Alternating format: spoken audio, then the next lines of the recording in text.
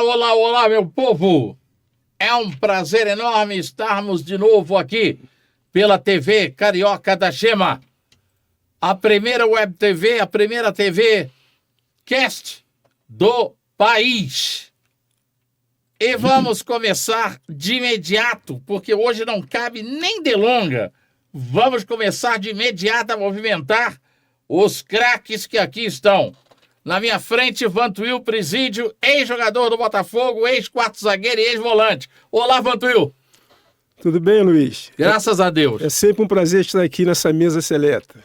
Muito obrigado pela sua presença. Lá, no Paraná, está o eterno capitão do Coxa, Hidalgo. Boa tarde, capitão. Ok? Ok, tudo bem? Ok, tudo bem, Grande capitão. abraço.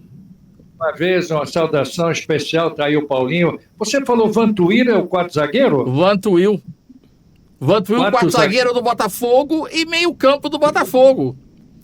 Você deve ter jogado contra ele também. Jogou contra o Hidalgo, o Vantuil? Hidalgo no Curitiba, obviamente, você no Botafogo? Olha só, eu já tô com 67. Tô com 67. Então a faixa etária acho que é um pouco adiantada, né? Foi na frente do Hidalgo. Sim, o Hidalgo veio depois. Sim, sim. Perfeito. Canta aquele time teu pro Hidalgo poder se fixar. Se situar. O juvenil e o profissional? O profissional. O profissional era o Wendel.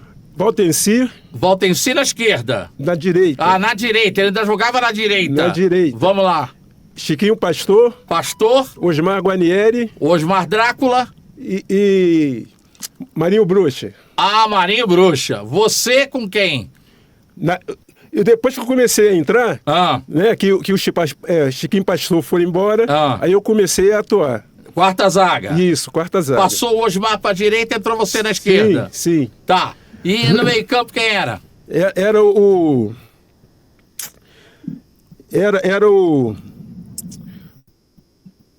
Quem do lado dele? Esquece esse aí que você não lembra.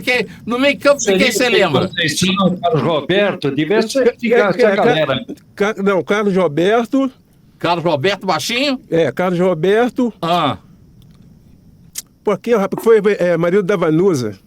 Ademir Vicente. Ademir Vicente. Ademir Vicente, meu amigo, que trabalhou durante muito tempo comigo no Camisa 9. E quem mais? E Fischer.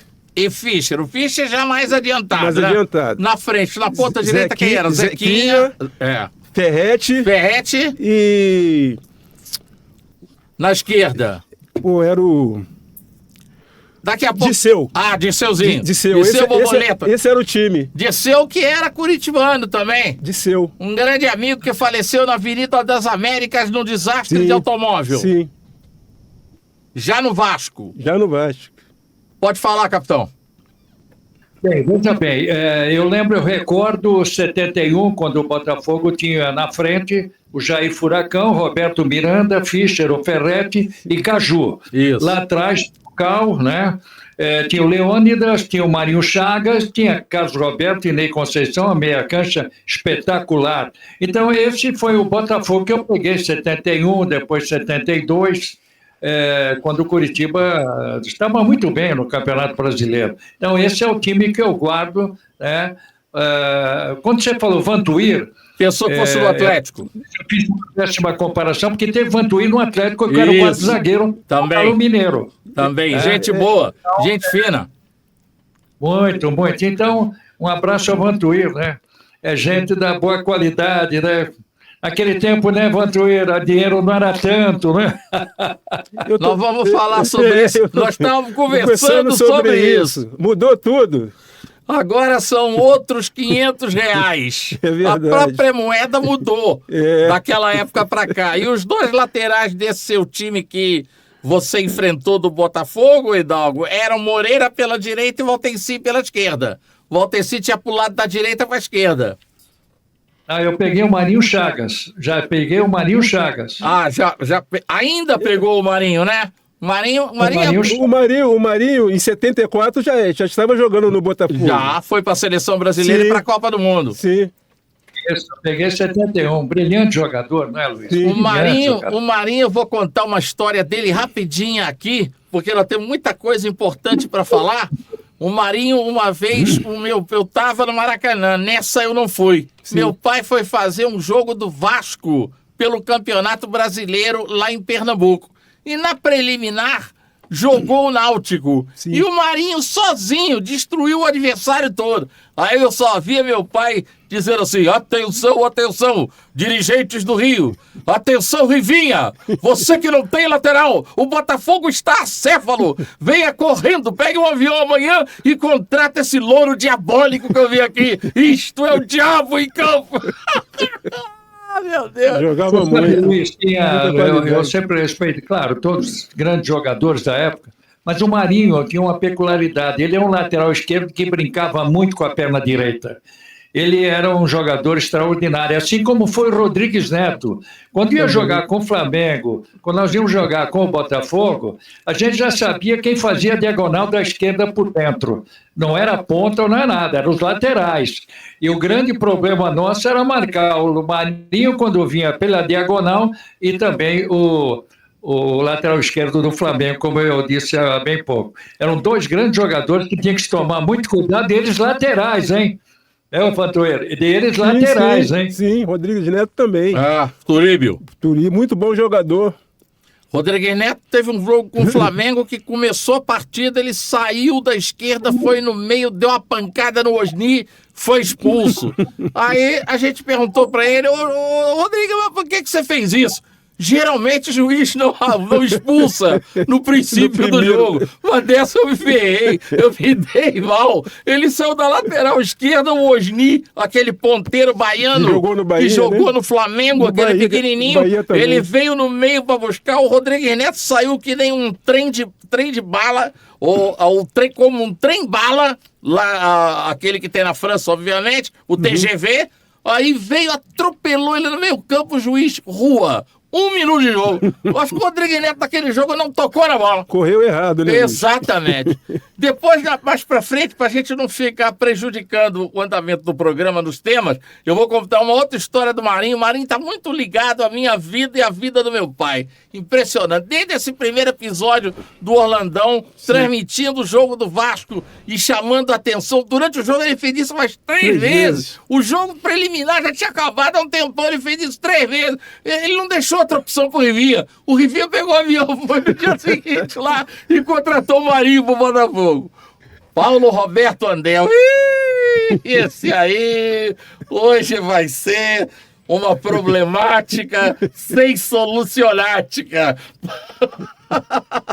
Boa noite. Boa noite, Paulo. Boa noite, Fernando. Boa noite, Dalgo, Vantuil, queridos amigos aí da mesa. Hoje vai sobrar para todo mundo, pode deixar. Bom, vamos começar o nosso programa de hoje. Eu acho, meus amigos, este campeonato brasileiro que está acontecendo uma dádiva de Deus para o nosso futebol. Deus está colocando a nu tudo que está acontecendo no futebol brasileiro, que a gente já sabia, que eu canso de denunciar. Caso do Corinthians, caso do Vasco, caso do Fluminense. O Grêmio, a gente sabe que sofreu muito nessa intempérie do Rio Grande do Sul. Mas os outros a gente vem avisando. Lula e André Sanches destruíram o Corinthians por causa de um jogo na Copa do Mundo, que foi o jogo de abertura em São Paulo. O Vasco está indo para falência com SAF, com tudo. A SAF já faliu, como o próprio Pedrinho declarou peremptoriamente. A SAF do Vasco faliu. Acabou. Palavra do presidente. E agora ele está indo ladeira abaixo com SAF, com tudo. E o Fluminense, que produz em Xerém, vende para a Europa. Para comprar jogador que a Europa tá mandando de volta para cá porque não quer mais, porque é tudo velho. Tem 5 jogadores que dão 200 anos no Fluminense. Fábio, Renato Augusto, Felipe Melo, Thiago Silva e um outro que eu relacionei ontem agora, e Marcelo. Esses 5, se você somar, dão 200 anos. É mole? 200 anos. Como é que um time com 200 anos e cujo técnico não voltou da CBF, ele foi e não apareceu de volta. Ele se perdeu por aí, tem que ver até onde é que ele anda. Atenção, quem encontrar um treinador, uma pessoa famosa, que é treinador de futebol, o Fernando Diniz, avise urgentemente, porque ele se perdeu, ele tá perdido. Ele não voltou da CBF, voltou a matéria, o espírito, o intelecto esportivo, tudo isso, conhecimento de futebol, isso não voltou. Ele é um corpo ocupando um espaço à beira do gramado e nada mais. Então você soma falta de dinheiro, porque hoje só fica em pé no futebol brasileiro quem tem elenco. Não adianta nem você ter time. Eu tenho o maior time do mundo, formidável. Qual é o seu banco de reserva? Joaquim, José, Silva, Xavier. Não, pô, acabou. Você não vai ganhar nada. Porque o primeiro cartão amarelo, o terceiro cartão amarelo, pela primeira vez que um seu craque levar, tu já tá perdido. Contundiu um na coxa, que tem que ficar pelo menos 15 dias parado, tá mais perdido ainda. Você não tem reserva. Nesse calendário massacrante, assassino, porque isso é um calendário assassino. São muitas competições, A né, FERJ, Luiz? a CBF e a Sul-Americana se juntaram para assassinar os jogadores, pelo menos brasileiros. Os outros dos outros países, eu não estou acompanhando os calendários lá locais deles. Mas no Brasil, essas três entidades se juntaram para assassinar os jogadores. Porque é um assassinato. Eles jogam todo dia, toda hora, todo instante, em lugares longínquos, diferentes, com climas diferentes. E quem não tiver banco de reserva tá morto. Quem não tiver elenco tá acabado, tá falido, acabou, não vai arrumar nada. Então, meus amigos, esse Campeonato Brasileiro é uma bênção. Agradeçamos a Deus por estar mandando esse Campeonato Brasileiro para acabar com as farsas, com as mentiras, com as máscaras. Cai o pano. Como diria, falando de Hercule Poirot, a grande escritora francesa, cujo nome daqui a pouco eu vou dizer para vocês, porque nesse momento o nome e fugiu à minha cabeça. Isso é uma falha imperdoável, Luiz Orlando. Mas daqui a pouco eu digo isso para vocês. Hidalgo, concorda comigo? Eu acompanhei todo esse processo de críticas que você vem fazendo ao longo da semana. O Paulo queria falar antes, Paulo, fica à vontade. Mas Não. aquele que chega de viagem aí, pega o calendário, pega assim hoje, como é que está o Campeonato Brasileiro? Não precisa nem a gente falar nada, ficamos com a experiência. Quem está? Fluminense em último, Vitória que está já bamba por ali, um Vasco da Gama, um Corinthians, a coisa está, o macaco correndo atrás da banana, o cachorro correndo atrás do rabo, a situação está muito difícil mesmo. Agora tem que falar, você está aberto à conversa e quem é que pode tirar essa situação, contemporizar um problema desse, só vai fazer mal para o futebol brasileiro. Tem que ser assim como você está sendo, como é o Paulo, como nós agimos para o bem do futebol. Então, você falou do Diniz, é uma grande verdade, o Diniz se perdeu totalmente, essa ida dele aceitar para a seleção, o Muricy, em melhores momentos, não foi, porque ele sabia como é que é o negócio, a pandemia, o que é que representa a CBF, que não dá segurança para ninguém. Ele foi tentar jogar, justificar esse esquema falido que ele põe em campo. Minha gente, eu não sei como se aceita o Diniz entendendo que só ele joga o jogo que ele quer. Ninguém joga igual, aí vai qualquer time jogar no Maracanã, mata dois cantos, que acaba o futebol do time do Fluminense. E aí o centroavante morre o Cano, morre todo mundo que estiver lá na frente. Então, é bom que a gente diga mesmo, está aberto o programa para quem quiser falar, não é, Luiz? Eu lamento esse momento que está vivendo, sim, o futebol, com essas mentiras que tem o futebol, que esses políticos que adentram o futebol e com a diferença dos outros últimos dirigentes, tanto de clubes como de CBF, das federações, que eram pessoas elegantes, sérias, e que conduziam garbosamente os campeonatos. E olha que, na época de um de um Rio de Janeiro, São Paulo, torneio Rio-São Paulo, as outras equipes nem participavam. Era uma coisa muito bonita, né? Os jogadores sabiam nós sabíamos quem ia jogar na seleção. Não, hoje é uma vergonha, todo mundo está no negócio, é empresariado. Falo mais uma vez disso para você em outro programa, Luiz. O dinheiro acabou com o futebol brasileiro. Eu vou seguir a sua deixa para passar a bola para o Vantuil e para o Paulo Andel. Agora, queria dizer o seguinte, a escritora a qual eu me referi na abertura do programa é a eterna Agatha Christie, que inclusive é uma das minhas prediletas porque eu li praticamente todos os livros relacionados ao detetive Hercule Poirot. Então, isso eu queria dizer. Me permita, Luiz, que eu também li a maior parte dela. Que coisa maravilhosa, hein? E nunca acertei o cara, o bandido da história. E lá que eu falei, é o mordomo. Se o mordomo soubesse que eu estava condenando ele, ele ia ficar bravo. Ela foi genial, magistral, espetacular, fenomenal. Eu sou doido para fazer uma das coisas que eu ainda não fiz na vida, mas se Deus quiser, antes de morrer eu vou fazer, que é pegar o Expresso do Oriente em Istambul e vir nele para Paris, justamente por causa do romance dela envolvendo o Monsieur Poirot. Então, ela era espetacular. O último livro dela, Cai o Pano, é hoje a descritiva do futebol brasileiro. Caem as máscaras, tá todo mundo nu. Tá aí a vergonheira toda do Campeonato Brasileiro.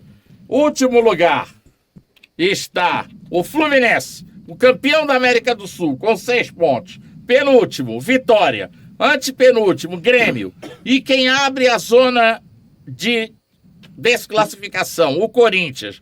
Fluminense com 6 pontos só, Vitória com 6 pontos só, o Grêmio com 6 pontos só, o Corinthians com 7 pontos, o Vasco com 7 pontos, o Atlético Goianiense com 8, o Criciúma com 9, Cuiabá com 10, aí você já vem pro 12º, que é o Fortaleza com 13, o 11º, que é o Juventude com 13, o 10º, que é o Galo com 13, o 9º, que é o Inter com 14, o 8º, Bragantino com 15, o 7º, São Paulo com 15, o 6º, Cruzeiro com 17, o 5º, Palmeiras com 17, o 4º, Bahia do Grupo City com 18, o 3º Furacão com 18, o 2º Flamengo com 18 e em primeiro Botafogo com 20. Paulo Roberto Andel, o que você tem a dizer à massa tricolor que acompanha você diariamente? Olha, Luiz, se fosse para a gente analisar o Fluminense a fundo, a gente tem que fazer esse programa adentrar a madrugada. Então, eu vou tentar ser o mais sucinto possível. Fluminense, nos últimos 10 anos, e na maior parte do tempo, ele foi sempre um clube endividado, um clube com uma tremenda máscara em torno da sua realidade e um time que não disputava títulos. Até que veio a atual gestão, presidida pelo senhor Mário Bittencourt, que nada mais é do que uma continuação disfarçada de gestões anteriores. E o Fluminense logrou êxito, conseguiu o bicampeonato carioca, que não conseguia há muitos anos, embora também tenha sido bafejado pela sorte, porque fez 2 competições muito irregulares, especialmente em 2023, e naquele bolo, chegando a Libertadores da América, o Fluminense conseguiu finalmente a façanha e a tão sonhada taça para os tricolores. Acontece, meus amigos, que aqui de vocês, né, eu sou o calor em termos de esporte, né? Luiz Orlando, decano do jornalismo, com o Hidalgo, que também foi no campo, e o Vantuil. Mas eu acompanho isso há muito tempo. O Fluminense vinha nessa posição. E aí conseguiu reverter uma situação inesperada, porque nem o próprio presidente do clube acreditava na Libertadores. Tanto é que ele mandou uma correspondência para os associados, tentando explicar, e aí onde eu vou chegar, o balanço publicado com os resultados do ano passado, explicando que os resultados foram sensacionais, porque eles chegaram antes do esperado. Ou seja, o que foi montado ano passado não era o time para ser campeão, mas acabou sendo. Pois bem, então essa fórmula de colocar jogadores veteranos no clube que é para dar uma certa experiência, mas a gente também sabe que jogadores veteranos são jogadores mais caros, são jogadores com maiores salários e com jogadores que oferecem maior comissionamento às partes que se entendem nesse assunto. O Fluminense partiu para essa política, uma política inédita no mundo, né? Não há nenhuma outra grande equipe do mundo que dispute títulos que tenha adotado essa política no Fluminense. Que, como bem disse o Luiz Orlando no começo do programa, que é liberar os jovens a preço baixíssimo e contratar jogadores já no final de carreira ou pós-carreira. Flamengo também andou por esse caminho, mas o Flamengo tem uma diferença para o Fluminense. Primeiro, o Fluminense trabalha bem, fabrica bem, mas o Flamengo fabrica a tonelada no Ninho do Urubu. Então, toda hora tá entrando um cara que você nunca viu, um garoto que você nunca viu, que joga pra caramba. Então aí eles mandam pra lá, se enchem de dinheiro, e também andaram apanhando os seus veteranos que levaram o Flamengo à conquista da Taça Libertadores, comandados pelo JJ. O Flamengo também seguiu esse caminho e o Fluminense foi por trás dele com esse diferencial. E além disso, o Flamengo é um polvo para faturar. O Flamengo fatura por N tentáculos. Então é outra história. Outra história. E aí, complementando, o que aconteceu.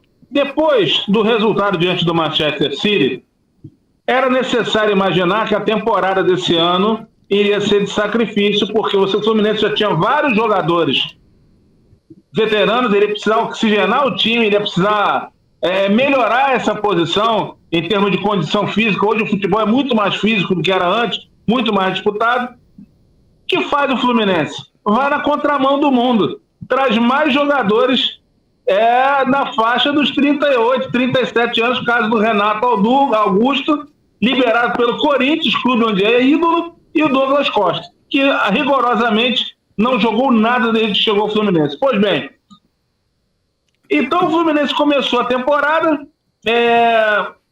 acabou tendo uma péssima performance no Campeonato Carioca, quase foi goleado pelo Flamengo nas semifinais do Carioca, pouca gente, tirando quem viu o jogo, muita gente não sabe disso, mas acabou conseguindo a Recopa, que nada mais é que a competição de 2 jogos contra a LDU, e que o grande barato para os tricolores era essa vingança da LDU pela derrota das competições anteriores. Jogando mal, o Fluminense conseguiu ganhar a Recopa. E quando se vingar da LDU vira uma obsessão, é porque a coisa tá muito ruim mesmo. Mas aí o que acontece? O Fluminense se vinga da LDU. 2 meses depois, o Fluminense publicou o seu balanço, que passou em brancas nuvens pela grande imprensa do Rio de Janeiro. Consequentemente, não repercutiu no resto do Brasil. O Fluminense tem uma dívida de 700 e poucos milhões, 230 milhões são ressalvados no balanço, 1/3 do valor. Ou seja, quando o balanço é ressalvado, o auditor diz para você o seguinte: esse número não tem comprovação. Ou seja, é uma farsa. O Fluminense, na verdade, fez uma maquiagem, ele pegou a cota de antecipação que ele vendeu 20% por 10 anos dos direitos de transmissão para esse grupo aí, dessa liga maluca, que a gente nem sabe se vai prosperar, pegou os 10 anos, colocou todos num único balanço e declarou como outras receitas. Isso não é farsa contábil. Qualquer estagiário de administração ou contabilidade pode afirmar o que eu estou dizendo aqui. Então, o que acontece? Houve um rombo imenso ano passado, o Fluminense negocia mal seus jogadores e está com um elenco que de um ano para outro, eu pergunto a todos vocês aqui, especialmente Vantuil e Hidalgo, que foram brilhantes jogadores. Vocês ou todos os companheiros com quem vocês jogaram, há um momento na final da carreira do jogador que 1 ano parece 10, porque é o final. Você sente muito mais, tudo fica muito mais difícil. No caso do Fluminense, não é um jogador, é um time inteiro. Então como é que você vai exigir que esse time possa competir em alta velocidade e alto padrão? É impossível. O resultado disso nós estamos hoje já temos 2/3 do mês de junho, o Fluminense não jogou uma única partida bem esse ano, é o lanterna do Campeonato Brasileiro, mas o pior, tem uma parte da torcida que, iludida com isso, ela acredita que nós estamos muito bem, porque nós estamos classificados na Copa Libertadores. E por fim eu queria dizer o seguinte: hoje a Copa Libertadores nada mais é do que uma Copa do Brasil com convidados estrangeiros. Porque o Campeonato Brasileiro, até na disputa, ele é muito mais difícil. O continente passa por dificuldades econômicas, os times são muito fracos. O time brasileiro que vai à Libertadores tem obrigação de se classificar para a fase final. E não é à toa que todos se classificaram. Porque está muito mais fácil. Então, essa falsa ilusão de domínio do continente não existe num clube que não consegue sequer dominar a cidade. O Fluminense vive uma farsa, os dirigentes estão calados. Por sua vez, o Fernando Diniz, como bem lembrou o Luiz Orlando, se perdeu completamente. Ele faz escalações estapafúrdias, ele responde às pessoas de forma agressiva e ignorante, ele questiona o conhecimento de qualquer pessoa numa coletiva. Enfim, está completamente perdido, o elenco está perdido, os dirigentes não falam nada e a torcida, evidentemente, está muito fula da vida porque está esperando uma reação e para piorar todo esse sistema. Aí eu paro que eu já falei demais. Domingo tem Fla-Flu no Maracanã, transmitido para boa parte do Brasil. O Fluminense vai com essa draga e não vai sequer com o seu treinador, porque o Fernando Diniz anda tão desequilibrado que tomou cartão ontem, ficará de fora. Ele tem mais cartões amarelos e vermelhos que vários jogadores do Fluminense em 2 anos. Resultado, ele vai ficar de fora e entra no lugar dele Eduardo Barros, que é um completo panaca, a ponto de há 2 meses ter tentado dar foras na internet e ninguém menos do que Tostão, porque Tostão havia criticado o Fernando Diniz. Esse é o cenário, Luiz Orlando. Ô Paulo, você há de convir comigo, eu vou passar a bola para o Vantuil e o Hidalgo também. O pouco que restou do Fernando Diniz, depois do seu naufrágio na seleção brasileira, acabou no jogo contra o Manchester City. E eu falei, se o Fernando Diniz for querer ensinar o pai o que ele aprendeu do próprio pai, ele vai se liquidar.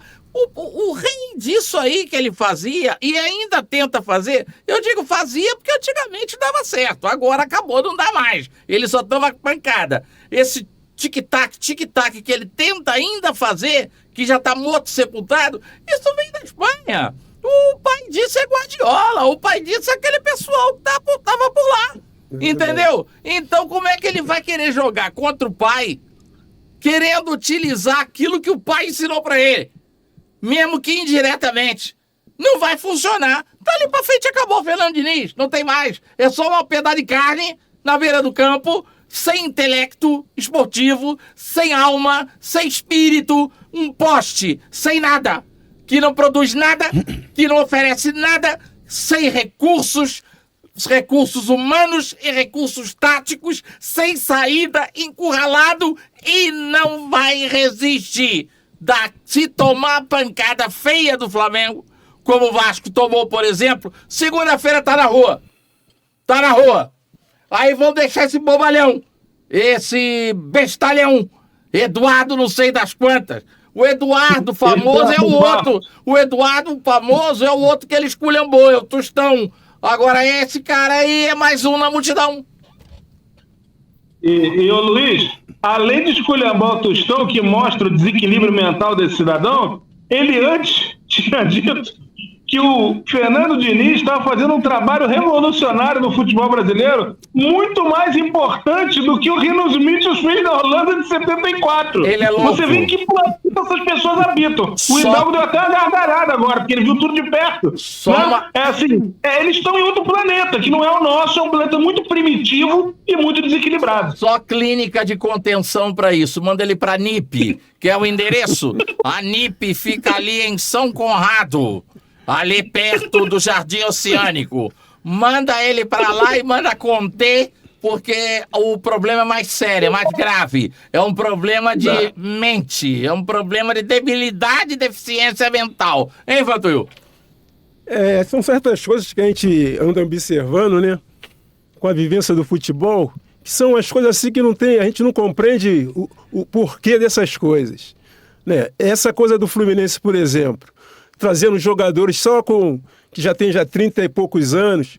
O futebol teve uma evolução, a parte física, muito grande. Então, o que acontece?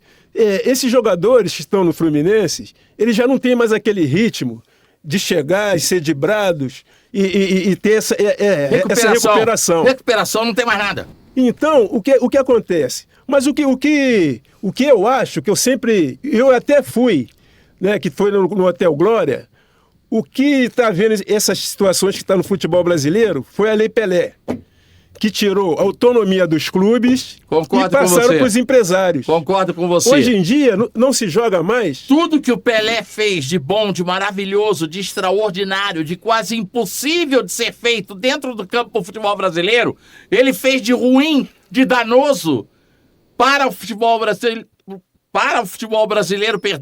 para esse mesmo nosso futebol fora do campo. Ele tomou os jogadores dos clubes, os entregou a pessoas físicas, empresários, e, posteriormente, chegaram os verdadeiros empresários, que são os donos de empresa, que agora tomaram de todo mundo e é tudo com eles. Então foi isso que aconteceu. Foi uma sequência. O Pelé roubou os jogadores dos clubes, deu na mão dos empresários, pessoas físicas. Sim. E depois chegaram os verdadeiros grandes empresários, banqueiros, sheiks, o diabo, e tomaram o futebol todo para eles agora. O futebol é deles, não é de mais ninguém. Você não acerta mais nada com o clube, você não faz mais nada com o clube, você é testemunha. Estão cobrando para você colocar jogador novo fora do Rio de Janeiro, você tem que pagar as despesas. A despesa todinha. Conta aí pra nós. Tem que pagar as despesas.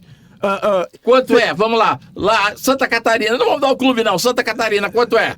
R$ 1.500. R$ 1.500. 1.500 para chegar e ter alimentação São Paulo. e estadia. São Paulo. Eles não querem saber. São Paulo quanto é? Também, tá nessa faixa etária. Não, eu sei, financeiramente. 1.500. 1.500 reais? 1.500. Tá, pra você levar um jogador pra colocar a prova, o clube tá te cobrando R$ 1.500. Porque o que está acontecendo no futebol? Pô, eles não escolhem mais os jogadores que têm qualidade técnica. Escolhe quem pode pagar. Então, os treinamentos que eles estão fazendo agora, eles estão muito fazendo reduzido. Como se o futebol fosse society. O que adianta o jogador pegar a bola e quando ele pega, ele dá passe errado? Eles não trabalham mais com fundamento. Então, o que qualifica o jogador, como no nosso tempo, a gente tinha a forca, para o jogador chegar e pegar o tempo da bola, chegar muito passe, domínio de bola. Então, isso tudo mudou. Então, o jogador chega nos clubes. Eu tive até uma experiência, que eu fui levar um jogador aí para o Sul aí. Então, eu fiquei uma semana lá.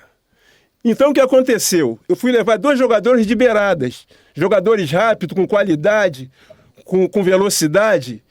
Então, eu adrentei, porque eu tenho uma cancha e fiquei vendo os treinamentos. De segunda a sexta, foi só reduzido. Eles botaram uma baliza no meio de campo e reduzido. Um fez 9 gols de segunda a sexta. O outro fez 7 nesse reduzido, que eu acho que esse reduzido, ele está acabando com o futebol brasileiro. Porque nos clubes eles não trabalham mais com fundamento. Eu tenho tido, assim, acesso com as pessoas e todo mundo está falando isso, Luiz. Então, o que dá qualidade ao jogador é fundamento, que você chega, você forma um jogador, eu trabalho já na formação já há 40 anos. Pois então, o meu trabalho é fundamento. E é o que eu faço para chegar e o jogador ter evolução. O jogador tem que saber botar a base do pé para ele chutar, fazer inversão, cabeceio com a alavanca. Cabeceio com os olhos abertos. Ele não sabe nem o que é cabeceio com a alavanca, com movimento, de você cabecear a bola com o braço assim, cabecear na testa. Então, a gente tem esse dom que Deus deu a gente, então a gente procura passar o que nós aprendemos. Então, como eu estava falando, a Lei Pelé, e eu fui, que foi no Hotel Glória. Foi Eurico Miranda, Caixa d'Água na época, e aí, um repórter lá de uma emissora aí famosa, foi fazer certas perguntas para o Eurico. Pode dizer, TV Globo. O Eurico chegou, ficou tão furo, xingou a repórter, chegou. Por quê? Porque eles também não concordavam com essa lei. Porque antigamente o que acontecia também? Você ficava num clube, ficava assim uns 5 anos, 6 anos. Se você não jogasse nesse clube, eles te emprestavam. Quantos jogadores da minha época foram para times aí na Santa Catarina, aí lá pro Joinville, que depois chegaram, foram campeões aí, voltaram e depois foram para time grandes.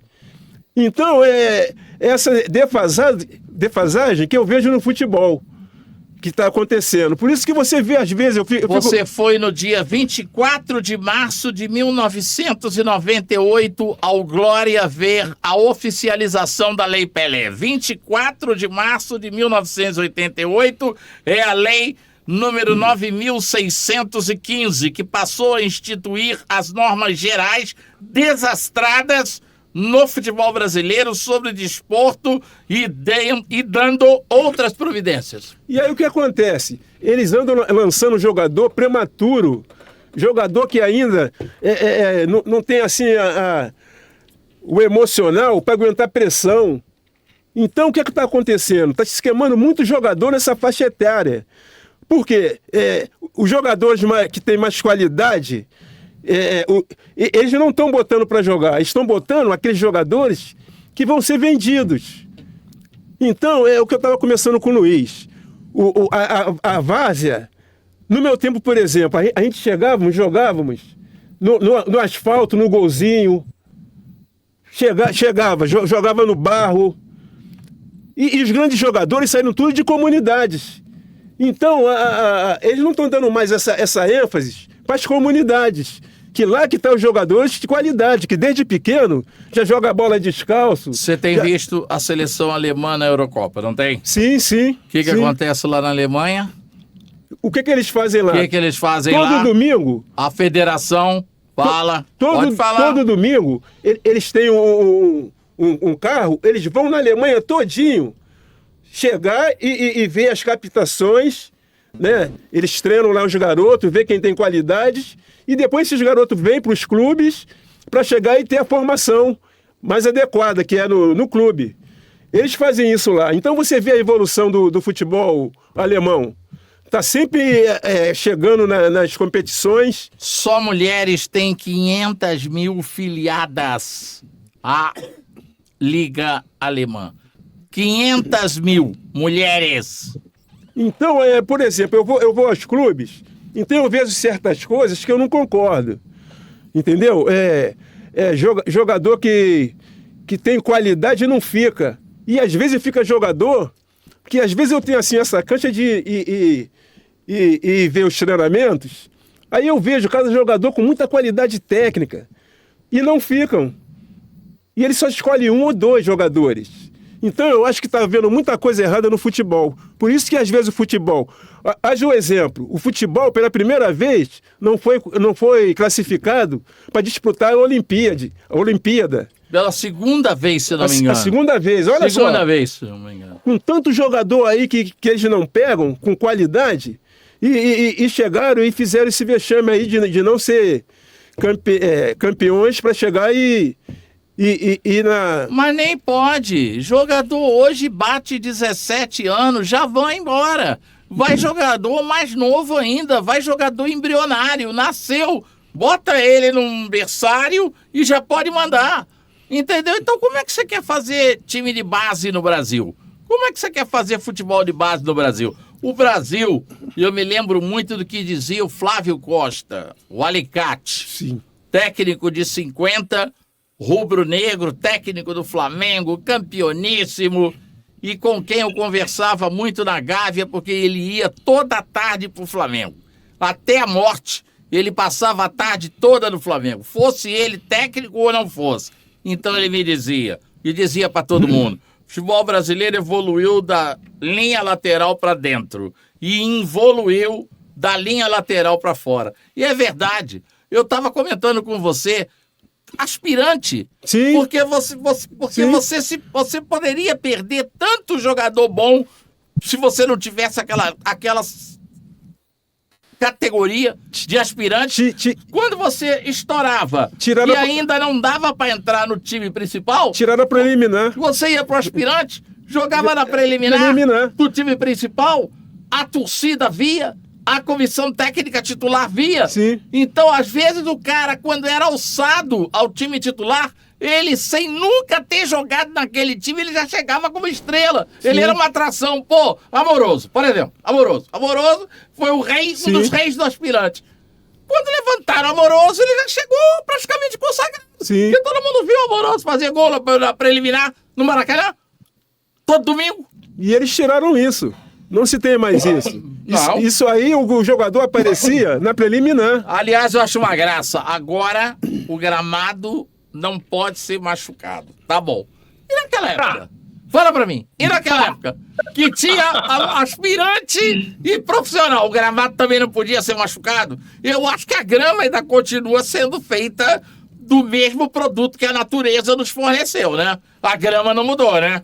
E você Me vê... lembra até do Gentil da bola, o Gentil Cardoso. Meu filho, o boi vem a bola vem de quê? Do couro. Do couro. O couro é tirado da onde? Do boi. O boi come o quê? Capim. Onde é que tá a grama? Não tá no chão? Sim. Não tira a bola do tapete, meu filho. Não levanta ela, rapaz. Deixa ela no lar, onde ela tem intimidade, onde ela se nutre. E hoje em dia é até mais fácil de jogar. Antigamente, quando se chovia, os materiais pesavam muito. A bola, quando chovia, né, que era aquela bola drible, ficava igual uma pedra.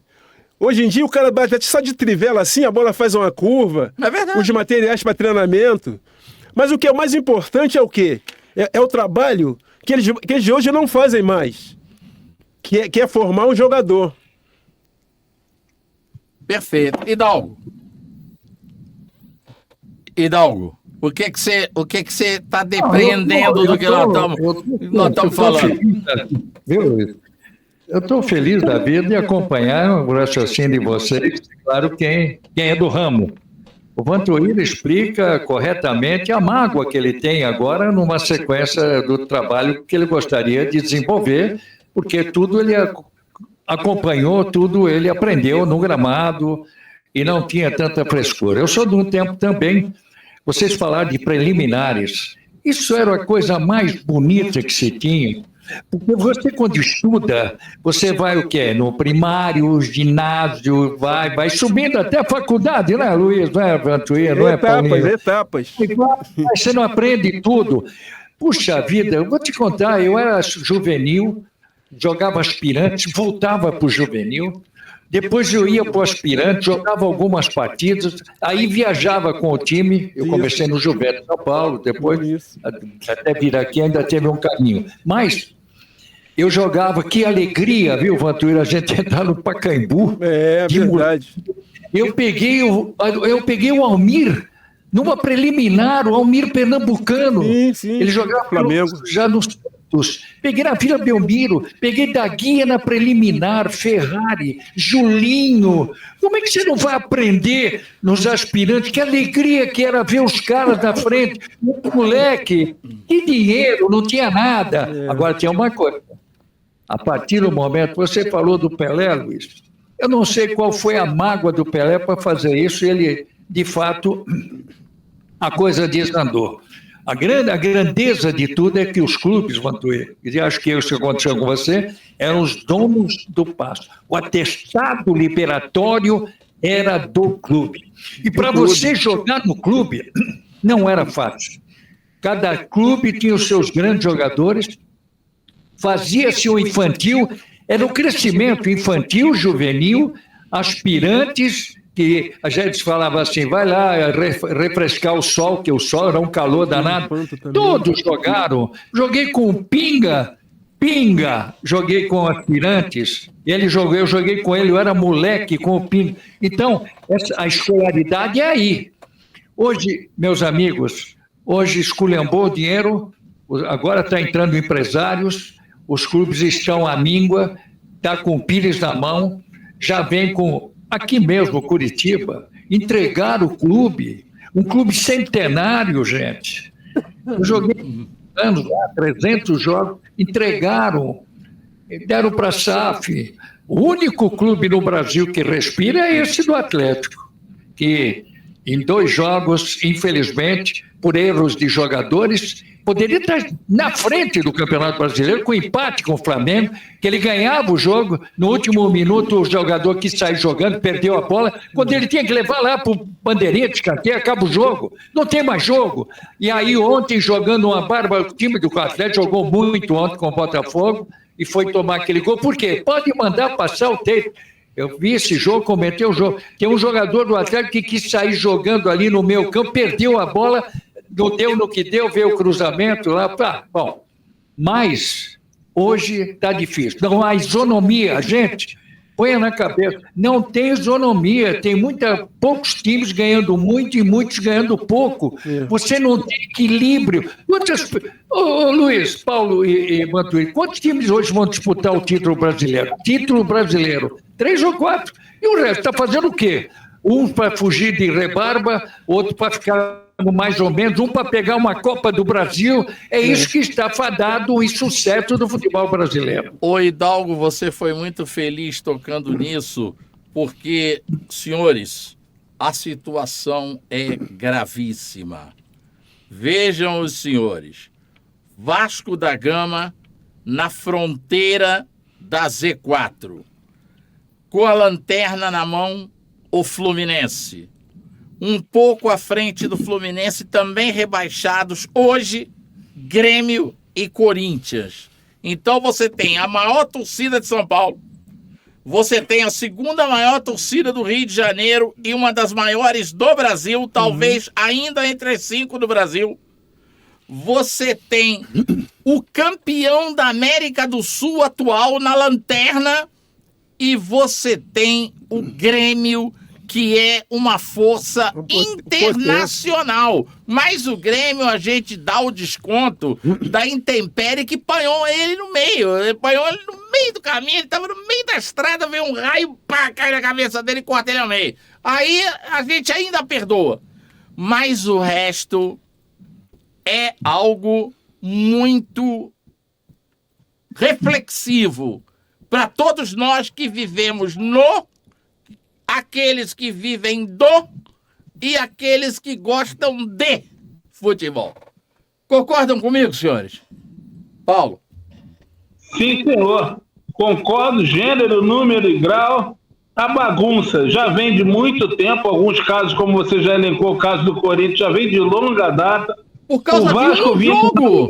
O Corinthians é por causa de um jogo. O Corinthians esculhambou a vida dele por causa de um jogo que não era dele. Era um jogo do governo. Era um jogo de Copa do Mundo que o governo trouxe pra cá. Era um jogo da Dilma Rousseff e do Lula. Ele não tinha nada a ver com isso. E meteram o Corinthians nessa e acabaram com o clube, destruíram o clube, dizimaram o clube, arrebentaram o clube. Seu Lula e seu André Sanches, que ainda ganhou um cargo de deputado federal do PT dado pelo Lula. Isso é um crime, é um assassinato, o que fizeram com o Corinthians. Isso é caso de polícia. Era outra vez para meter o seu Lulicana. De novo, volta. Pode falar. Mas aí, meu Luiz, falando disso tudo... Olha aqui, ó. Não sou bolsonequista não, hein? Deviam estar os dois lá juntos. Deus não, hein? Não tenho nada de partido político aí. Eu tô falando a verdade. Eu tô falando com um homem do futebol. Pode falar. A gente estava falando do Corinthians, né? O próprio Vasco já vem numa... Na verdade, o Vasco vem numa agonia de décadas, né? Porque muito antes do problema da SAF, o Vasco já vinha... Antes do seu primeiro rebaixamento em 2008, o Vasco já vinha como um clube que sempre ficava na parte de baixo do brasileiro, lutando para não cair. Então, é uma história muito longa. O Vasco vem desde a dupla Roberto Dinamite e Eurico Miranda. Eurico Miranda, Roberto Dinamite, volta pro Eurico e aí acabou o Vasco. Pois é. Mas eu vou aproveitar para contar mais uma pequena historieta aqui, né, da parte que eu conheço bem, que é do Fluminense, só para vocês terem uma ideia de como as coisas acontecem. Porque isso é um exemplo significativo do futebol brasileiro. Tem tudo a ver com as críticas que o Vantuil fez à questão da lei. E, bom, enfim. Vocês conhecem ou lembram do goleiro Felipe Alves? Vocês conseguem lembrar quem é o Felipe Alves? Sincero, honestamente, agora eu não estou conseguindo puxar. O Felipe Alves é um goleiro, gente, de 38 anos, que já passou por vários clubes do futebol brasileiro sem ser titular, e hoje ele é reserva do Fluminense. Por que eu estou falando isso? Porque ano passado, quando o Fluminense subitamente contratou o Fábio, acreditando ser uma oportunidade que se consagrou, né, porque ele acabou sendo campeão da Libertadores, fazendo uma grande temporada, aliás, ele foi contratado em 2022, mas efetivamente em 2023 ele fez uma grande temporada. O Fluminense tinha no banco um goleiro da base, chamado Pedro Rangel, um bom goleiro. Esse eu conheço, que em condições normais seria um goleiro preparado, treinado, junto ali com o Fábio, aprendendo com o veterano para futuramente disputar a vaga no Fluminense. Isso. O que o Fluminense fez? Emprestou o Pedro Rangel para o Atlético Goianiense, esse que está aí, que trucidou o Fluminense no Maracanã em outro dia, e contratou esse rapaz, o Felipe Alves. Nada contra a figura dele, tá, gente? Mas o que eu vou falar talvez deixe vocês estarrecidos, mas não muito, porque vocês são experientes, sabem o que acontece por aí. Pois bem, o Felipe Alves, que nunca foi titular em lugar nenhum, o último clube dele tinha sido o São Paulo, onde ele jogou, frangou e ficou no banco durante um ano e foi dispensado. Ele já trabalhou com o Fernando Diniz em 8 clubes e nunca foi titular. Aí eu pergunto a vocês, gente, é normal um treinador passar por 8 clubes e levar um jogador para ser reserva em todos eles? Devia botar como preparador de goleiro. O que acontece? Entendeu? Se quer arrumar um emprego para ele, se quer arrumar uma grana para ele, um emprego para ele, botava ele na comissão técnica dele como preparador de goleiro. Pronto, seria mais... Uma pela idade também. Mais sensato isso. Bom, nós já esgotamos o Campeonato Brasileiro. Vou fazer uma rápida pausa para a gente voltar com a seleção brasileira que estreia segunda e a gente só vai ter capacidade de falar da seleção daqui a uma semana, porque o nosso programa é de quinta e quinta-feira. E a seleção brasileira nós temos que falar. Teve esculhambação do Neymar, teve esculhambação do Romário, a gente andou vendo esse time aí bem, na minha opinião, na frente, mas completamente desarrumado atrás. E esse time vai estrear segunda-feira agora pela Copa América. Então, alguém quer falar mais alguma coisa sobre o brasileiro? Algum aspecto que ficou, que nós não tenhamos aberto com o nosso bisturi? Acho que não, né? Não. Abrimos o paciente todo, né? Fizemos tudo aquilo que a gente podia fazer para ver se dá um alento para o paciente poder ganhar mais um tempinho de vida, né? Principalmente naquela parte onde ele já está praticamente morto, com o Fluminense, com o Corinthians, com o Grêmio e Vasco da Gama, né? É verdade. Luiz, antes de virar o disco, eu quero ouvir do Vantuíro, porque uma hora ele falou sobre a bola. Está sonhando, né? A bola. O nosso tempo era fardamento. Fardamento. Quando chovia, testava a camisa, Luiz. A bola, quando molhada, tinha que testar. A bola ficava aqui, a marca. Aí, muito pesada, muito pesada. Pro campo, se o cara desse essa. Você viu agora como é a mania? O cara toma uma porrada, ele cai, ele fica batendo, né, a mão na grama. Sim. Ele não faria aquilo que tinha roseira, ele ia sair cheio de sangue. Esses caras que batendo na grama, ele ia ver como era duro jogar campo ruim. E que futebol que se jogava. Hoje eu vejo a grama. O cara um dia falou: não, você não tem saudade? Claro que eu tenho, a vida toda, mas eu tenho muito mais inveja desses caras que tem um campo verde mais bonito, a bola pesa o que? Uma caneta. Uma grama, né? Uma grama, faz assim de 3 dedos, ela vai assim, ó, rodando. Era torceira. Não, era torceira. Olha, e antes de virar o disco, que nós vamos virar agora, para falar da seleção brasileira, eu queria deixar bem claro o seguinte. Todos sabem, todos. O Brasil inteiro sabe que eu trouxe o Túlio para o Botafogo. O Túlio custou, sabe quanto para o Botafogo? 0. Porque eu trouxe ele por empréstimo, 6 meses sem que o Botafogo pagasse nada. Pelo contrário, o dono dele, o Christian Constantin, o presidente do Sion, pagou ao Goiás para eu poder tirar o Túlio da FIFA, porque ele estava impedido. Pagou $200 mil e depois, na hora da venda, ganhou o dinheiro. E a venda do Túlio, a compra do Túlio, também não custou nada para o Botafogo, porque eu arrumei 1 milhão com o Virgilinho de Góes da Lotérgio, tesoureiro do PDT, meu partido, tesoureiro do Brizola. E o Montenegro arrumou 500 mil com o Lineu de Paula Machado. Então, foi um ótimo negócio para o Fluminense, e eu paguei para o Botafogo, e eu paguei todas as minhas despesas. Depois o Botafogo me ressarciu. Sim, Isso sim. aí é verdade. O Sérgio Manuel veio de graça. Jogou 1 ano de graça. Depois de 1 ano, o Botafogo pagou 50 mil pro Santos. Vendemos pro Cerezo Osaka. Demos o dinheiro do Santos. Sobraram ainda $200 mil. O Botafogo ainda teve lucro nisso aí. Ou seja, botou 50 mil, tirou depois de 1 ano. Ele aqui. Depois tirou os 50 mil, que não eram do Botafogo, era do Edson. E ainda ficou com o dinheiro restante da transação. E o Wilson Goiano, eu paguei com a renda de um jogo que eu fabriquei, Botafogo e Goiás, pelo Campeonato Brasileiro do Serra Dourada. Fui lá no Coelho, diretor de futebol da CBF, marca aí pro Serra Dourada, Botafogo e Goiás. Falei, o Montenegro, peraí. Carlos Augusto, fala com ele aqui. Pode marcar. Ele tá autorizado a pedir pra marcar. Ganhamos dinheiro lá dentro, 55 mil pessoas, porque Maguito não deixou a gente colocar 70 mil, o Goiás pagou toda a renda e acabou. Wilsinho quitado. Aí eu trago Juninho e Leonardo pro Vasco. Sabe quanto eu ganhei do Vasco? 0, porque eu tinha contrato com o Goiás e eu sou um cara honesto. Tá aqui o meu contrato de venda com o Goiás. O Vasco não tem que me dar nada. Calçada quase deu com a cabeça no teto no pulo de alegria. Então, eu posso falar, eu tenho credibilidade para falar, tenho moral para falar. Prestei serviços diretamente e através do microfone, através das câmeras do futebol brasileiro. E não me locupletei nunca com isso. Então, eu posso falar.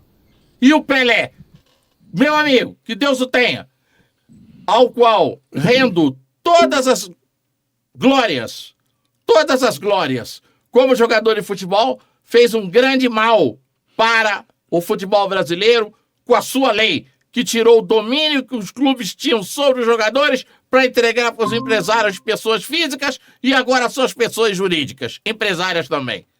Até já. Estamos de volta. E agora vamos mudar o rumo da nossa conversa para falarmos da Copa América. Brasil estreia segunda-feira contra a equipe da Costa Rica. E hoje saiu uma notícia que não precisava nem ser dada. É que esse pessoal adora isso. Eles adoram essas coisas. Supercomputador aponta a Argentina como favorita da Copa América. Me dá vontade de rir com esses troços. É tecnologia? O supercomputador precisa... Agora? O supercomputador precisa dizer o óbvio para você, Hidalgo? Você acha que esse supercomputador contou alguma novidade? Não contou nada. Para você? Não. Alguma novidade? Não. Ei, Vantuí? Não. Não. Paulo, alguma novidade? Não.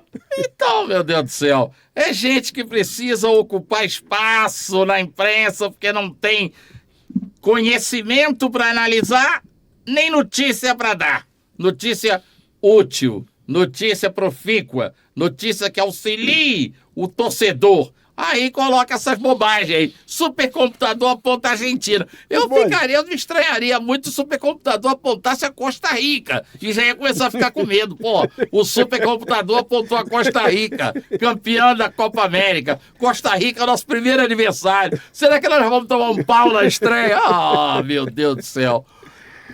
Paulo, o que você acha dessa Copa América? Você, como todos os brasileiros, você viu a seleção do Brasil nesses amistosos preparatórios. O que você acredita que a seleção brasileira vai conseguir nessa Copa América?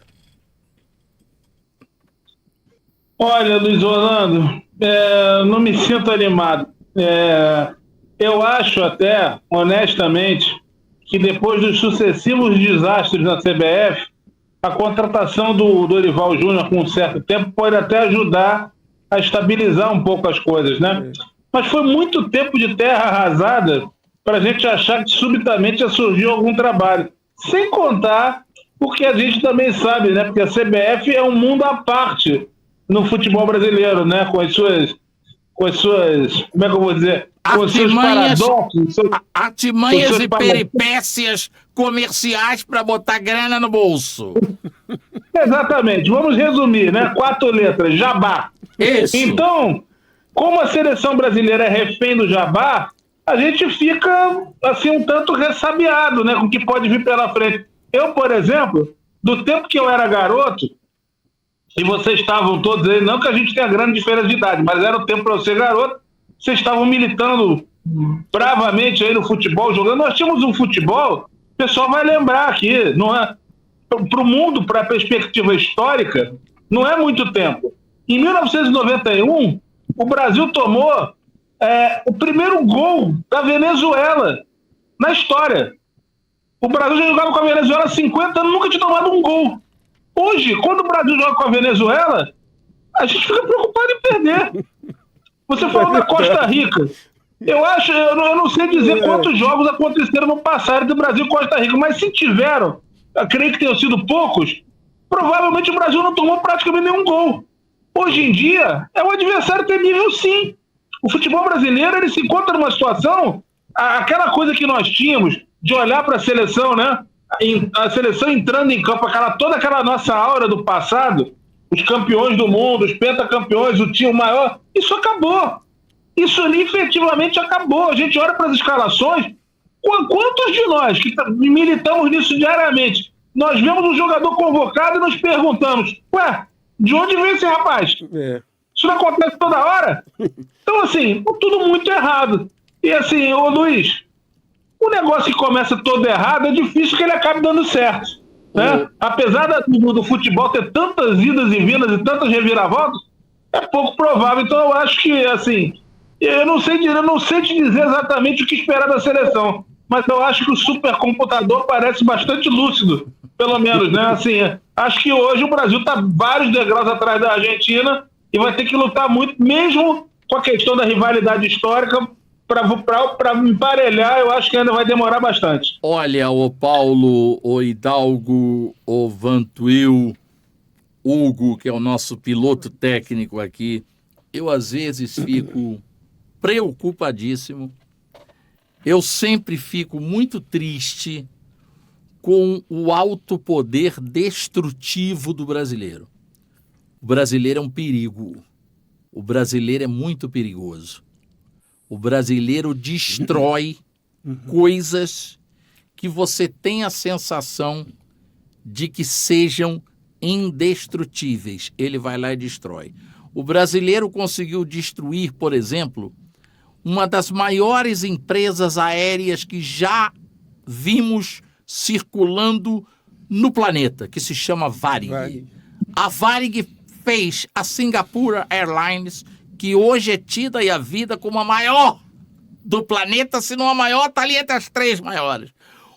A Varig fez a Equatoriana, que é uma coisa maravilhosa. Eu, quando entrei num avião da Equatoriana, sincero, honestamente, pela felicidade dos meus netos, eu chamei, logo assim que o avião decolou e estava já tudo do esquema, chamei o chefe dos comissários e perguntei para eles, vem cá, perguntei para ele em espanhol, vem cá, qual é a relação da Equatoriana com a Varig? Ele me respondeu, mire, nosotros somos hechos por Varig, somos hijos de Varig. Então, o brasileiro conseguiu destruir a Varig, que era uma coisa assim, a Varig transcendeu a fronteira de empresa aérea. Ela era um consulado brasileiro que voava pelo mundo afora.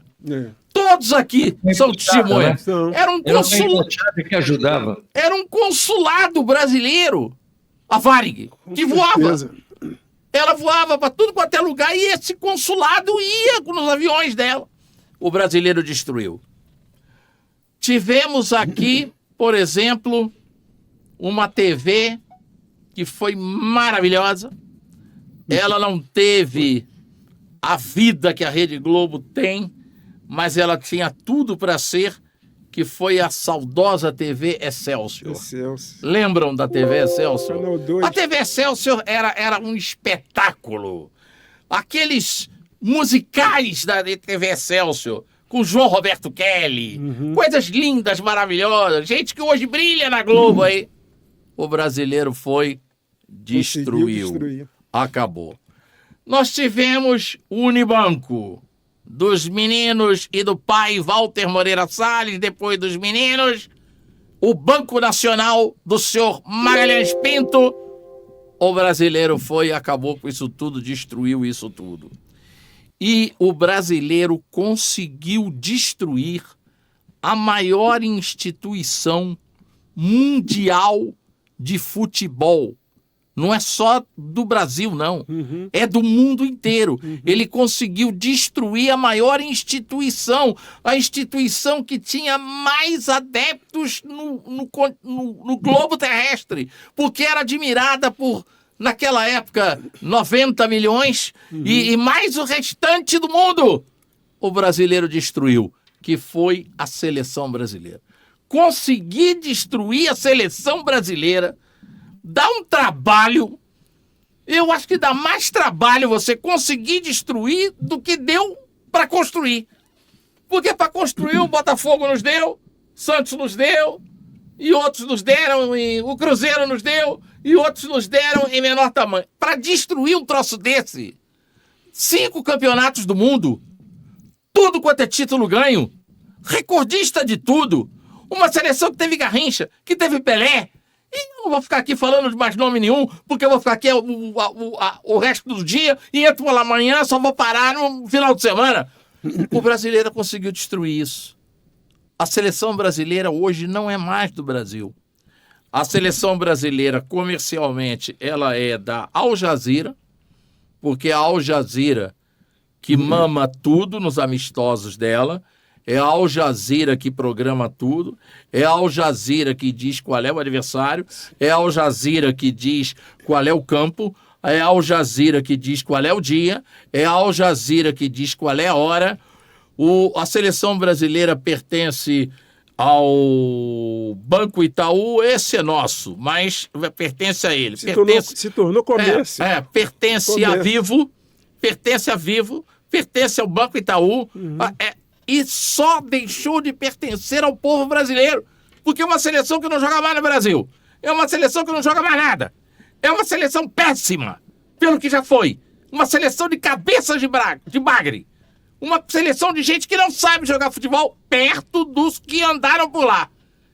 E, infelizmente, a seleção brasileira hoje não causa mais nada no povo brasileiro, nada. Tem grande parte do povo brasileiro que no dia seguinte não sabe que a seleção jogou na véspera. Sim. Mesmo com a Rede Globo transmitindo. Não sabe que ela jogou na véspera.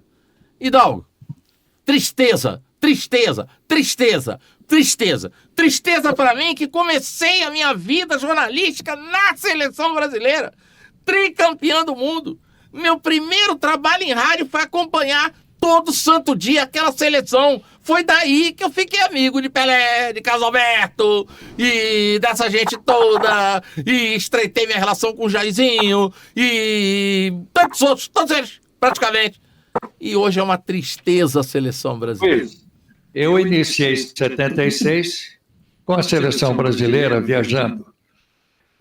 Quando você comenta isso, e nem todo mundo tem essa cultura esportiva no seu aspecto geral, porque as gerações foram chegando.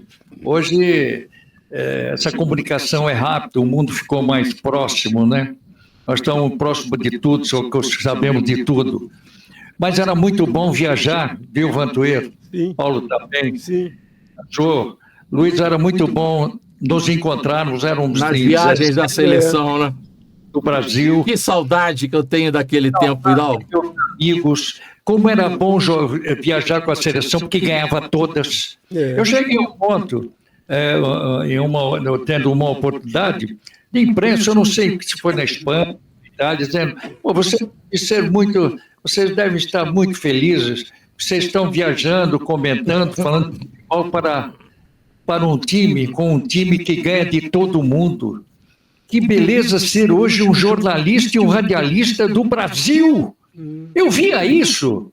Então, nós éramos entrevistados, nós não entrávamos em campo e nós éramos entrevistados porque éramos jornalistas brasileiros. Você sabe que na Copa da Itália nós ficamos lá em Asti. Foi? Turim e Asti, tinha um trem também que fazia fiquei lá, ficamos lá também. Andar e retorno. Então, eu fiquei muito tempo num hotel lá e fiquei amigo da família.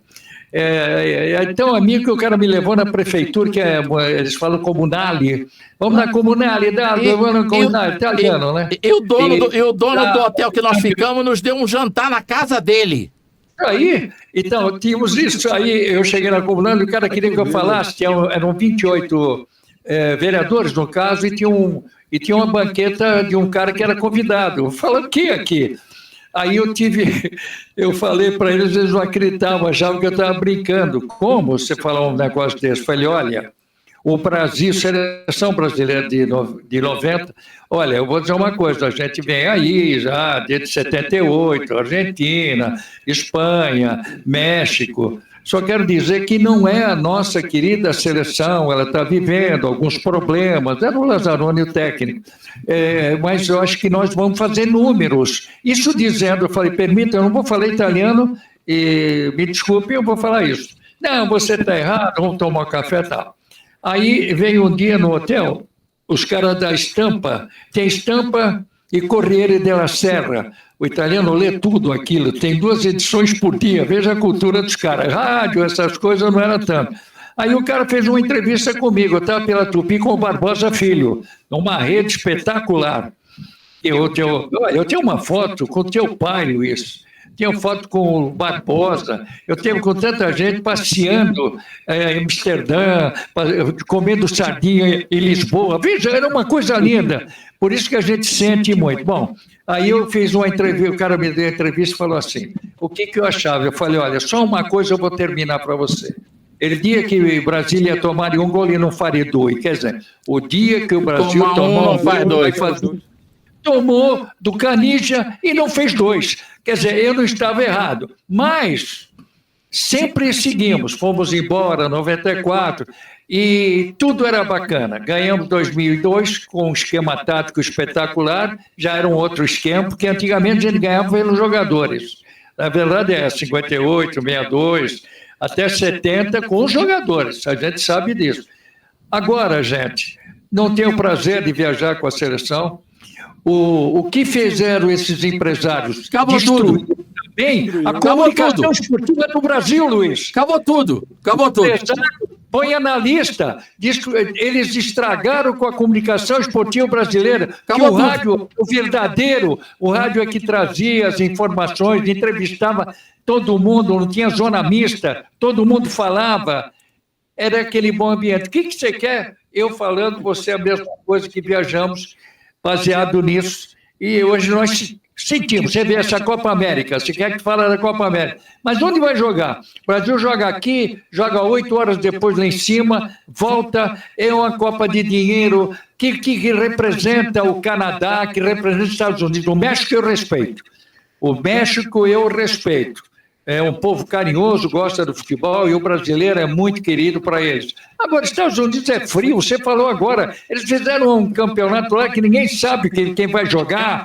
Canadá vai entrar numa parada dessa. Então está tudo assim, o que vão fazer? E a imprensa fugiu, começou a sair, ficar fora disso. Uma ou outra indo para lá e não demonstra o que era, na verdade, toda aquela comunicação do Brasil, cada um analisando da sua maneira, mas valorizando o futebol brasileiro. Era assim, não é, Luiz? Era assim. Hidalgo, aquela Copa dos Estados Unidos, eu nunca vou me esquecer disso. Antes da Copa acabar, no decorrer da Copa, o Pelé já dizia: essa Copa foi feita para o Brasil, essa é a Copa do Pelé. Os norte-americanos Os norte-americanos prepararam tudo para nós. Essa é a Copa pra gente. É a Copa pro Pelé, pro marketing do Pelé, é a Copa pro marketing do não sei o quê. O próprio Pelé já te confessava isso. Então, é isso que eu falo. Quem viveu por dentro conhece bem a diferença do que houve e a diferença do que existe. A seleção brasileira não pertence mais ao Brasil. Não pertence mais. A seleção brasileira não toca mais o coração do brasileiro. Porque o brasileiro sabe que roubaram dele a seleção dele. Então a seleção brasileira hoje veste a camisa da CBD ou da CBF. CBD acabou. Antiga. Ganhou 3 Copas do Mundo. Então, ela veste a camisa da CBF. Mas o espírito está divorciado do país, está divorciado da torcida.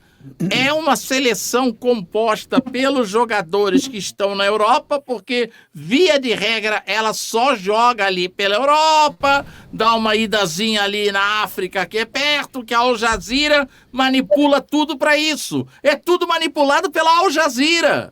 A Al Jazeera botou $1 bilhão na mão da CBF, você me dá que é minha.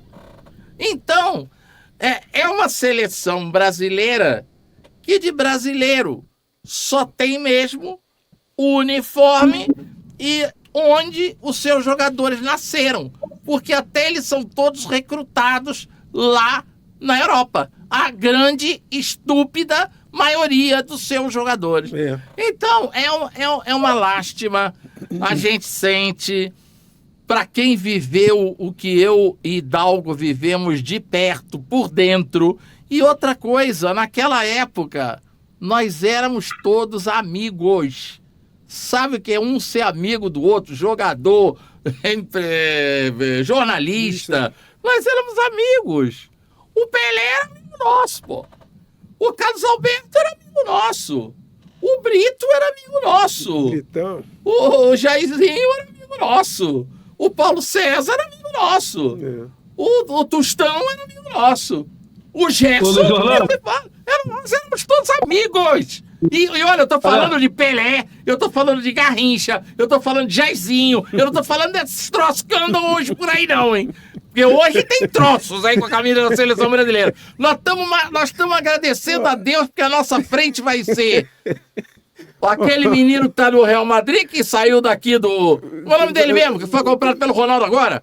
Rodrigo, Hendrick e Vini Júnior. E nós estamos agradecendo a Deus porque apareceram esses 3 caras. Esses 3 caras não limpavam a chuteira do Pelé. Eles não amarravam a chuteira do Garrincha. Não calçavam a meia do Tostão. Não lavavam o short do Newton Santos. Não lavavam a camisa do Didi. Essa gente ficava a quilômetros de distância vendo e sentado em pé num banquinho ou num caixote para ver se dava para olhar alguma coisa. Esse pessoal é outro patamar, pô. É outra coisa, pô. Uma coisa. Você estava falando com muita propriedade sobre o tempo que havia um ótimo relacionamento, né, da imprensa com os jogadores, eram todos amigos. Nós vivemos agora a era das trevas. Os amigos foram substituídos pelos parças, que são os caras que andam com os jogadores e que são seres inatingíveis. Né? E o que é pior, Vini Júnior, Rodrigo, Hendrick, isso tudo já tem assessor de imprensa. Já tem. Assessor de imprensa. Eu quero fazer uma entrevista... Procure assessoria de imprensa, tem o nome do cara. O telefone é esse. Procure ele para marcar uma entrevista. Nem fala mais, né? Vai se danar, porra! Vai se danar! Pelé a gente chamava de negão. Porra! Agora não pode. Ele me chamava de mulato. E eu, negão, tudo bem? É assim que a gente se falava. Hoje não pode. Não deixa ele virar, não deixa ele virar. Pega o crioulo, ele não fala. Meu Deus do céu! Hoje em dia não pode mais. A gente chamava o Zagallo de Zé do Galo. Zé! Como é que tá Zé do Galo? Coisa íntima. Coisa íntima, Zé. Como é que é? O que o Zagallo tinha de José? Nada, é Mário Jorge Lobo. Zagallo, mas a gente É botou o amizade. apelido dele de Zé do Galo. E Amizade. chamava ele de Zé. Ô Zé, aí eu entendia feliz, satisfeito. É. Sabe, eu fico assim, eu olho o poder de destruição que o brasileiro tem. Viu? Eu estava no Jogo do Brasil e no meu corredor estava passando o Zagallo, né, na época. Não sei qual dessas preparativos para a Copa. Ele não fez uma chamada da minha emissora de rádio, que nós estávamos lá para transmitir o jogo? Imagine hoje. Não, imagine hoje. O Zagallo fala, estou aqui com o Hidalgo, não sei o quê, pode ouvir aí a rádio, era a Rádio Cidade. Pode ouvir aí que ele está aqui comigo, tal, não sei o quê. Quem é que faz isso? Ninguém. Hoje em dia, Poxa. para você conseguir que alguém faça, você vai gastar um dinheiraço. E eles faziam de graça. Eles iam aos nossos programas de graça e com uma felicidade Cidade. do caramba, agradecidos por terem sido convidados. É. Entendeu? E hoje essa turma que anda por aí, que não representa nada, Nada. que não é nada, que não joga nada perto desse que eu falei, são os reis do mundo. Um ganhando milhões, outro ganhando milhões, outro ganhando milhões, e o Mané morreu duro, sustentado pela Elsa. O Pelé, se não vai para os Estados Unidos, ia morrer duro. E os outros todos, classe média para alta. Essa que é a verdade. Sim. Ninguém mais ficou milionário nessa brincadeira. Um ou outro aí, vai pensar, ficou. Mas não só com futebol, porque se meteu em outras coisas também, empreendimentos e tal. E aí, pelo nome, se deram bem e acabaram indo em frente. Um Ronaldinho, gaúcho da vida desse aí, que tá com a grana, porque o Assis tem cabeça, o irmão dele. Não foi ele que ganhou essa grana toda, foi o Assis que ganhou pra ele. O Assis disse pra mim, quando eu fui fechar a compra do Túlio e fui pra festa do Sion, e fiquei na mesa dos brasileiros, um negócio muito engraçado. Jogadores brasileiros numa mesa, suecos na outra, dinamarqueses na outra, suíços na outra. Perguntava, em campo, como é que vocês jogam aí? Como é que é isso? Aqui fora, cada um fica numa mesa. Agora em campo, como é que é? O brasileiro só dá pro brasileiro, o suíço só passa a bola pro suíço, o sueco só passa pro sueco. Como é que é isso aí? O Assis ria pra caramba. Tava lá aquele Luiz Carlos, que depois veio e jogou pra burro com a camisa do São Paulo no meio-campo. Um meia ponta de lança. Ele era meia ponta de lança, mas também fazia um papel, às vezes, de volante. Tava lá o Milton, centroavante, que era o centroavante do time. Então, gente, eram outros tempos. É outro tempo. E daí está a diferença daquele tempo. E eu já não vou nem falar mais de relacionamento. Vou falar de bola no chão, vou falar de tática, vou falar de técnica para os dias de hoje. Concordam comigo? Sim. Quanto eu? Concordo, com certeza. As coisas mudaram, né, Luiz? Você vê que você que está militando no futebol, as coisas estão tudo diferentes.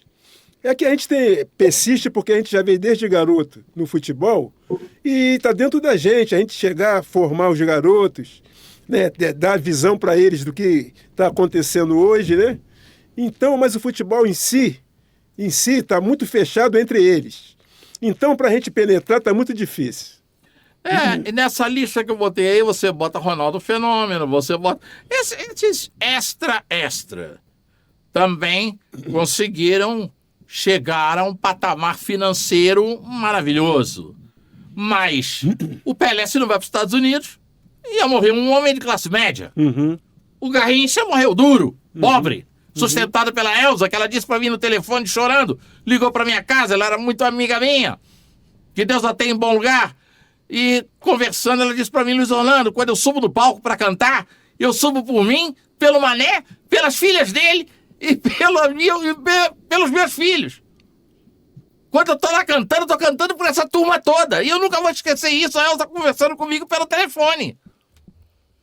Então, gente, é o que eu digo, o poder destrutivo do brasileiro é algo inacreditável. O brasileiro consegue destruir as melhores coisas que ele próprio construiu. Destrói a seleção brasileira, destrói a Varig, vai destruindo tudo. Não há nada que consiga perdurar para todo sempre. Quer dizer, a seleção brasileira não perduraria nunca para todo sempre, porque as pessoas morrem. Claro. A seleção do Pelé não estaria, e hoje. A seleção do Garrincha não estaria, e hoje. A seleção de outros não estaria, e hoje. Mas o estigma, a força, a representatividade, o valor da seleção brasileira foi destruído. Hoje não vale mais nada. Não vale mais nada. Nós já estamos sem ganhar um título, 94, nós estamos em 2024, 30 anos. 30 anos. E vamos para mais 30 nesse caminho. E o Brasil era celeiro de jogadores, de craques. Mas é o que eu estou dizendo. Agora nasceu, embala ele direitinho, bota aqui naquele Baby Sister, né? E manda. É assim. Como é que você vai fazer? Como é que você vai criar empatia?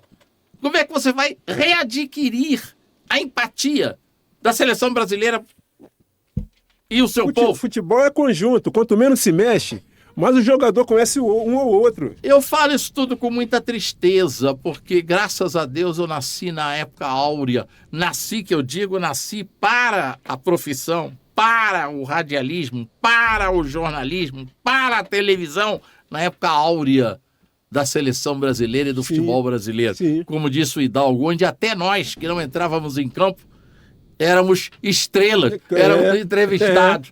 Apenas e tão somente porque, no caso do Hidalgo, ele ainda tem um plus em cima de mim. Ele foi craque, foi capitão dos maiores times do Brasil. Sim. Eu nunca joguei futebol. E quando a gente chegava, a gente tinha um tratamento VIP. Por quê? Jornalista brasileiro, olha aí, tal, amigo de Pelé, amigo de Garrincha, mesmo que não fosse, o cara, amigo do Pelé, amigo do Garrincha, amigo do fulano de tal, amigo do não sei quem, era esse, a magia era essa. É o termo, simplicidade. É verdade, simplicidade. E hoje a gente não é mais nada. A verdade é essa. O Brasil não é mais nada no futebol, nada. Infelizmente, né? Infelizmente, porque eles não estão deixando que o Brasil seja novamente aquela geração, né? Essas formações que eles andam fazendo aí.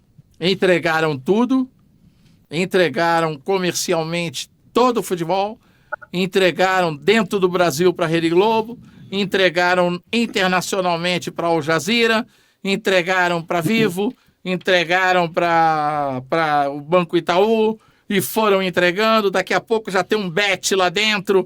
Já vai ter um bet lá. Agora então que os jogos estão perto de abrir, vai abrir cassino, vai legalizar bicho, vai abrir bingo, como eu vinha pregando aqui. Se pode essas bets todas aí ganhando dinheiro, proporcionando fraudes nos jogos de futebol com jogadores de primeiríssima qualidade hoje que não eram nada, não seriam nada naquela época, como o Paquetá e outros tais. E por que não vai abrir o cassino? Por que as pessoas não podem ter emprego? Por que não pode entrar mais divisas turísticas para nós? Porque é lugar onde tem jogo, com a beleza natural, por exemplo, que o Rio tem, que Salvador tem, que o Nordeste tem, vai entrar dinheiro pra caramba. Muito, muito, muito, muito. Vai entrar dinheiro que vocês nem imaginem, nem calculam. Então por que não podia ter? Tinha que abrir mesmo. Então daqui a pouco tá lá uma bet, tá um cassino, na camisa da seleção brasileira. É o futuro, é o que vai acontecer. Alguém tem dúvida de que isso vai acontecer, hein, Paulo? Inclusive, Luiz, as bets que estão sendo, né, digamos assim, acossadas no mundo inteiro, elas encontraram no Brasil seu paraíso natural.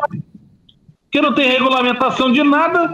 Eu duvido que alguém saiba dizer quantas bets operam no Brasil. Ninguém sabe dizer esse número. São todos os clubes da Série A têm bets, né, patrocinando. Tem propaganda o dia inteiro em todos os caras. Ninguém sabe dizer Gustavo quantas operadoras Lima. No Brasil. Isso vai só piorar. Gustavo Lima, dono de bet, patrocinando fábulas aí no futebol. Gustavo Lima, que até pouco tempo ninguém conhecia. Eu só conheço um troço desse cara. Gustavo Lima, e você? Você conhece alguma coisa mais? Eu não conheço. Conhece alguma coisa mais? Se alguém me cantar uma música do Gustavo Lima aqui, vai ganhar um prêmio. Poxa. Porra, essa não é a nossa praia. Não é, mas nem pode ser. Porque o cara não era nada 2, 3 anos atrás, o cara hoje é dono de bet, patrocinando clubes com milhões. Pra você ver como é que o futebol ficou. Que ele tenha milhões de bets e, sabe, Deus deixa um pouquinho pra nós aqui, tá bom, nós vamos tocar a nossa vida, porque nós já vivemos também demais, já usufruímos 10 vezes o que ele usufrui hoje. Então a verdade é essa, mas hoje qualquer um é qualquer coisa. A verdade Luiz, agora estamos equiparados por baixo. Se você me permite, claro. A pergunta que geralmente fazem, né? As pessoas, os amigos. Como é que vai salvar o Vasco desse problema? Como é que vai salvar o Corinthians deste problema? Não tem salvação. Falando, mais times aí, porque isonomia não tem, né? Cada um ganha um pouquinho e quer ser campeão sem ter que o dinheiro fala alto. É isso que a gente tem que saber. Eu fico nessa dúvida. Se o Palmeiras de distância de organização, o Atlético Paranaense é uma distância. Também, tem que ser aplaudir. Não, a gente tem que aplaudir. O Flamengo, você disse que pega o Flamengo pela conjuntura, tudo, é o time que mais fatura, tem uma torcida fantástica. É proibido errar no Flamengo. É proibido errar. É o grande patrimônio, é a torcida que o Flamengo tem. O Flamengo é o que é por causa da torcida dele. Agora, veja você, Hidalgo. As bets iam chegar para salvar financeiramente o futebol brasileiro. A bet do Vasco, os caras estavam mais fuerrados do que o Vasco. Os caras estavam matando cachorro a grito, chamando o Jabuti de Sua Excelência, Urubu de Vem Cá, Meu Louro, tomando a benção a cachorro, chamando o gato de titio. E Jabuti de Sua Excelência. Os caras do Vasco estão mais ferrados que o Vasco. Isso não é piada de português, não. É piada de brasileiro autêntica. Os caras que vieram para salvar o Vasco estavam mais ferrados do que o Vasco. Estão naufragando. Você vê um troço desse, rapaz? A pergunta é inevitável, né? Que apareça o nome dos responsáveis pela aprovação desse processo, né? Jorge Salgado e Carlos Osório de Almeida. Jorge Salgado e Carlos Osório de Almeida. Ué, você não sabe? O nome dele é praça. Luiz, falei. Da Gama, né, Luiz? O que veio fazer o Pacheco no Brasil? É o navegante português. Ele já bateu um vento. Já bateu um vento na caravela dele, já deve estar no caminho das Índias. Já deve ter ido. Outra coisa. Deve estar decolado aqui que vai seguir com a sua nau. Para outros lados, né? Outra coisa que está acontecendo no futebol brasileiro. Essa coisa que só estão trazendo portugueses aqui, um montão de treinadores aqui qualificados, que já mostraram seus trabalhos, não tem mais oportunidade. Vem só gente lá de fora e aqui nos times brasileiros. Isso não dá para se entender o que está acontecendo. Não, mas eu entendo. Da mesma maneira que esse bando de gente, Grupo City à parte, porque isso é uma coisa séria, Grupo City é coisa séria, separa. Esse bando de gente, Textor, 777 e todos esses outros que vieram por quê?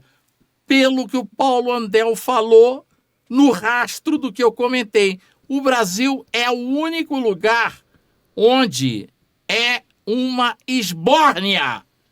Tudo aqui é uma esbórnia.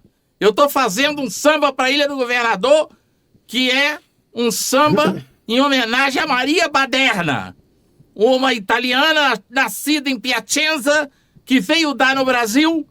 Ela era da Scala de Milão, top de linha na Europa. Politicamente, ela e o pai foram exilados. Eles vieram para o Brasil. E ela chegou aqui